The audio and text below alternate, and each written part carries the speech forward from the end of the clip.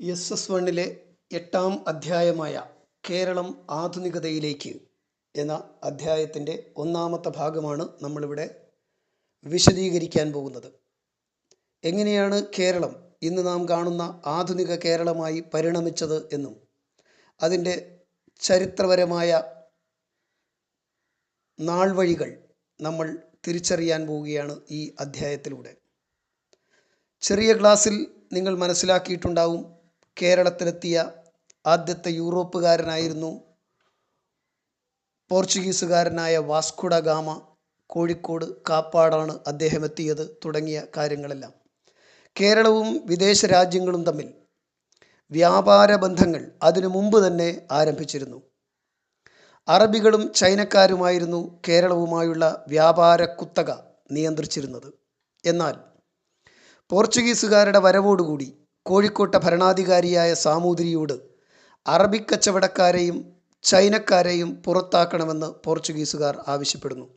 സാമൂതിരി ഈ ഒരു സന്ധിക്ക് തയ്യാറാവാത്തതിനെ തുടർന്ന് പോർച്ചുഗീസുകാരും സാമൂതിരിയും ശത്രുക്കളായി മാറുന്നു. സാമൂതിരിയുടെ ശത്രുരാജ്യമായ കൊച്ചിയിൽ താവളമുറപ്പിച്ച് കേരളത്തിലെ ആധിപത്യം നേടിയെടുക്കാൻ സാമൂതിരിയുമായി ഒരു പട നയിക്കാൻ പോർച്ചുഗീസുകാർ തയ്യാറായി. എന്നാൽ സാമൂതിരി കുഞ്ഞാലിമരക്കാർ എന്ന നാവികരെ അറബിക്കടലിൽ വിന്യസിച്ചുകൊണ്ട് നാവികപ്പട പോർച്ചുഗീസുകാർക്കെതിരായി പൊരുതി. പക്ഷേ സാമൂതിരിയുടെ ചെറുത്തുനിൽപ്പുകൾ പരാജയപ്പെട്ടു. ഇങ്ങനെ പോർച്ചുഗീസുകാരെ പോലെ തന്നെ ഡച്ചുകാരും ഫ്രഞ്ചുകാരും ഇംഗ്ലീഷുകാരും കേരളത്തിൽ ആധിപത്യമുറപ്പിച്ച യൂറോപ്യൻ ശക്തികളായിരുന്നു. ഇവരെ ആധിപത്യത്തിൻ്റെ ലക്ഷ്യം കേരളത്തിലെ സുഗന്ധ വ്യഞ്ജനങ്ങളിലെ അതിയായ ലാഭക്കച്ചവടമായിരുന്നു. കുരുമുളകായിരുന്നു ഏറ്റവും പ്രധാനപ്പെട്ട ആകർഷക വസ്തു. 1663 ഡച്ചുകാർ പോർച്ചുഗീസുകാരെ കേരളത്തിൽ നിന്നും തുരത്തി.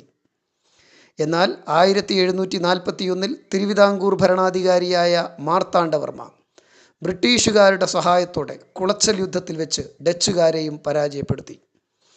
ഇംഗ്ലീഷുകാരും ഫ്രഞ്ചുകാരും തമ്മിൽ നടന്ന കർണാട്ടിക് യുദ്ധങ്ങളിലൂടെ ബ്രിട്ടീഷുകാർ വിജയം വരിച്ചതോടെ കേരളത്തിൻ്റെ പൂർണ്ണമായ ആധിപത്യം ബ്രിട്ടീഷ് ഭരണാധികാരികളുടെ നിയന്ത്രണത്തിലായി. കേരളത്തിലെ വ്യാപാര കുത്തക ബ്രിട്ടീഷുകാർ ഏറ്റെടുത്തതിന് ശേഷം അവർക്ക് രാഷ്ട്രീയ താൽപ്പര്യങ്ങളും വർദ്ധിച്ചു വന്നു. സാമൂതിരിയെ സന്ദർശിക്കുകയും വ്യാപാര ഉടമ്പടിയിൽ ഒപ്പുവയ്ക്കുകയും തുടർന്ന് വിഴിഞ്ഞത്തും തലശ്ശേരിയിലും അഞ്ചുതെങ്ങിലും പാണ്ഡികശാലകൾ അഥവാ സംഭരണ കേന്ദ്രങ്ങൾ ആരംഭിക്കാനുള്ള അനുമതി കരസ്ഥമാക്കുകയും ചെയ്തു. ഏറ്റവും ശക്തമായ രാഷ്ട്രീയമായ ഇടപെടൽ ബ്രിട്ടീഷുകാർ നടത്തിയത് ആറ്റിങ്ങലായിരുന്നു. ആറ്റിങ്ങൽ റാണിയിൽ നിന്ന് അഞ്ചുതെങ്ങ് എന്ന സ്ഥലത്ത് ഒരു കോട്ട പണിയാനുള്ള അനുവാദം ബ്രിട്ടീഷുകാർ നേടിയെടുത്തു. ബ്രിട്ടീഷുകാരുടെ പടിഞ്ഞാറൻ പ്രദേശത്തെ സൈനിക കേന്ദ്രമായി പിന്നീട് ഇത് മാറി. എന്നാൽ ആറ്റിങ്ങലിലെ ജനങ്ങൾ ബ്രിട്ടീഷുകാരുടെ ചൂഷണ പദ്ധതികളെ തിരിച്ചറിയുകയും 1721 ആറ്റിങ്ങൽ റാണിക്ക് സമ്മാനവുമായി പോവുകയായിരുന്ന 150ഓളം പേരുള്ള ബ്രിട്ടീഷ് സംഘത്തെ നാട്ടുകാർ ആക്രമിക്കുകയും ചെയ്തു. ഇത് ആറ്റിങ്ങൽ കലാപം എന്നറിയപ്പെടുന്നു. കേരള ചരിത്രത്തിൽ ബ്രിട്ടീഷുകാർക്കെതിരായി നടന്ന ആദ്യത്തെ സംഘടിത കലാപമായിരുന്നു ആറ്റിങ്ങൽ കലാപം.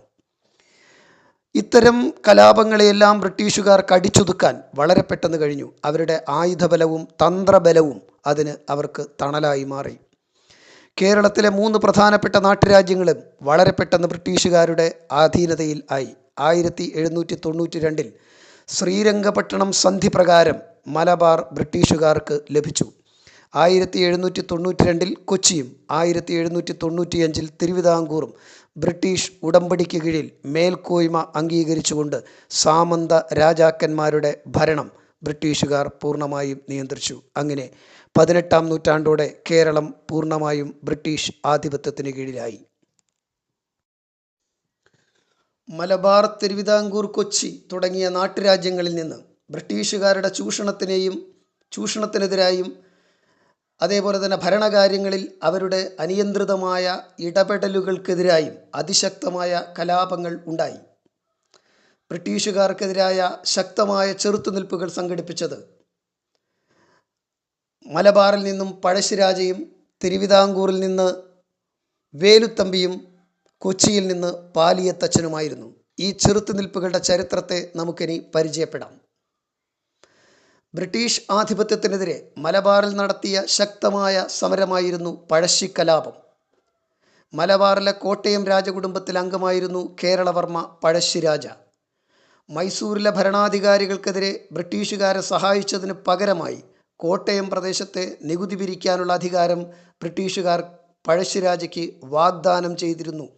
എന്നാൽ വിജയിച്ച ശേഷം വാഗ്ദാനം നിറവേറ്റാൻ ബ്രിട്ടീഷുകാർ തയ്യാറായില്ല. ഇതായിരുന്നു പഴശ്ശിരാജയും ബ്രിട്ടീഷുകാരും തമ്മിലുള്ള ശത്രുതയുടെ കാരണം.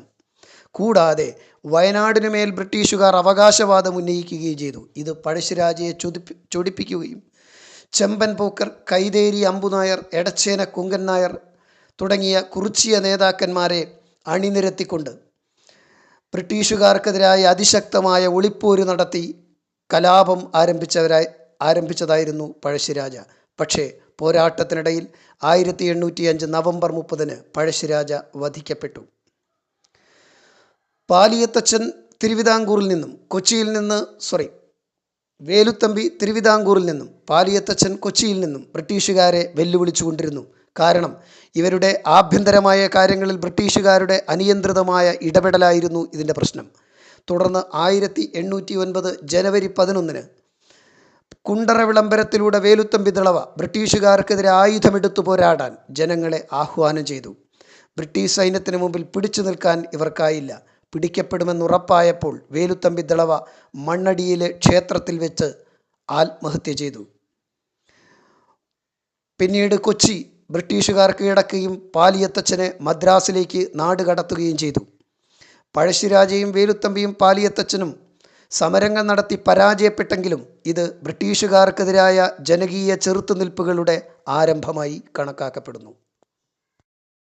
കേരളം പൂർണ്ണമായും ബ്രിട്ടീഷ് നിയന്ത്രണത്തിലായതോടുകൂടി വ്യാപാര ബന്ധങ്ങളിൽ കേരളവും മറ്റു വിദേശ രാജ്യങ്ങളും തമ്മിൽ നേരിട്ട് ഇടപഴകാൻ തുടങ്ങി. ഇതോടെ കേരളത്തിലെ പല വസ്തുക്കളും യൂറോപ്യൻ മാർക്കറ്റുകളിൽ പ്രിയമാവുകയും യൂറോപ്യൻ മാർക്കറ്റുകളിലെ വസ്തുക്കൾ കേരളത്തിലേക്ക് ഇറക്കുമതി ചെയ്യപ്പെടുകയും ചെയ്തു. ഇത് വ്യാപാര ബന്ധങ്ങളിൽ പുതിയ ചരിത്രം സൃഷ്ടിച്ചു. ഏതൊക്കെയാണ് കേരളത്തിൽ നിന്നും കയറ്റുമതി ചെയ്തവ എന്നും കേരളത്തിലേക്ക് ഇറക്കുമതി ചെയ്തവ എന്നുമുള്ള ഒരു ടേബിൾ നിങ്ങൾ ടെക്സ്റ്റ് ബുക്കിൽ കാണും, മനസ്സിലാക്കുക. ഇങ്ങനെയുള്ള വ്യാപാര ബന്ധങ്ങൾ സുഗമമാക്കുന്നതിന് വേണ്ടി ധാരാളം പദ്ധതികൾ ബ്രിട്ടീഷുകാർ കേരളത്തിൽ നടപ്പിലാക്കി. നിലനിന്നിരുന്ന ധാരാളം വ്യാപാര നിയമങ്ങൾ ബ്രിട്ടീഷുകാർ അവർക്ക് അനുകൂലമാക്കി മാറ്റി. ഇതായിരുന്നു ഒന്നാമത്തെ നയപരിപാടി. 2, ഏകീകരിച്ച നാണയ വ്യവസ്ഥയും അളവ് തൂക്ക സമ്പ്രദായവും നടപ്പിലാക്കി.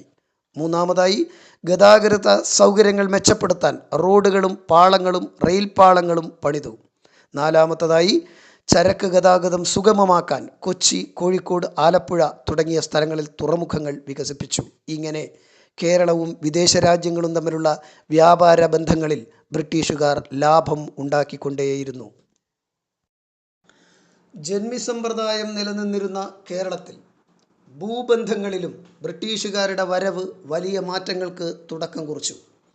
മലബാറിൽ 1929 മാപ്പിള ലഹളയെ തുടർന്ന് ലോഗൻ കമ്മീഷൻ്റെ ശുപാർശയുടെ അടിസ്ഥാനത്തിൽ മലബാർ കുടിയായ്മ നിയമം നടപ്പിലാക്കിയതോടെ കർഷകർക്ക് ഭൂമിയുടെ മേൽ നാമമാത്രമായ അവകാശം ലഭിച്ചു. വൻതോതിലുള്ള നികുതി ഭാരം അവർ നിലനിർത്തുകയും ചെയ്തു. തിരുവിതാംകൂറിൽ മാർത്താണ്ഡവർമ്മ പണ്ടാരപ്പാട്ട വിളംബരം പ്രഖ്യാപിച്ചതിനെ തുടർന്ന് കർഷകർക്ക് ഭൂമിയുടെ മുകളിൽ അധികാരം ലഭിച്ചു. ജന്മി കുടിയാൻ നിയമപ്രകാരവും തിരുവിതാംകൂറിൽ കുടിയാന് ഭൂമിയുടെ മേൽ ഉടമസ്ഥത ലഭിച്ചു. സർക്കാർ വക ഭൂമി, ഈ പണ്ടാരം വക ഭൂമി കുടിയാന്മാർക്ക് അവർ കൃഷി ചെയ്യുന്ന ഭൂമി സ്വന്തമായി നൽകിക്കൊണ്ടുള്ള സുപ്രധാനമായ വിളംബരമായിരുന്നു പണ്ടാരപ്പാട്ട വിളംബരം. അതായത് സർക്കാർ ഭൂമി കുടിയാന്മാർക്ക് അതിൽ അധികാരം കൊടുത്തുകൊണ്ടുള്ള വിളംബരമാണ് പണ്ടാരപ്പാട്ട വിളംബരം. ഇതിൽ തിരുവിതാംകൂറിൽ വൻതോതിൽ ഭൂവുടമസ്ഥ ബന്ധങ്ങളിൽ വൻ മാറ്റത്തിന് തുടക്കം കുറിച്ചു. എങ്കിലും വലിയ നികുതി സർക്കാരിലേക്ക് അടയ്ക്കേണ്ടതായി വന്നതുകൊണ്ട് അവരും ബ്രിട്ടീഷുകാർക്കെതിരായുള്ള അല്ലെങ്കിൽ ഭരണകർത്താക്കൾക്കെതിരായുള്ള സമരത്തിൽ പങ്കാളികളായി മാറി. 1914 കൊച്ചിയിൽ കുടിയായ്മ ബന്ധം നിലവിൽ വന്നത്. ഇതിനെ സൂചിപ്പിക്കുന്നൊരു പട്ടിക നിങ്ങളിപ്പോൾ സ്ക്രീനിൽ കാണും. ഓരോ നാട്ടുരാജ്യങ്ങളിലും ഏത് വർഷത്തിൽ ഏത് നിയമത്തിലൂടെയാണ് ഈ ഭൂബന്ധങ്ങളിൽ അല്ലെങ്കിൽ കുടിയാന്മാർക്ക് ഭൂമിയിൽ അവകാശം ലഭിച്ചത് എന്നതിനെ സംബന്ധിക്കുന്ന പട്ടികയാണ് ഇപ്പോൾ കാണുന്നത്.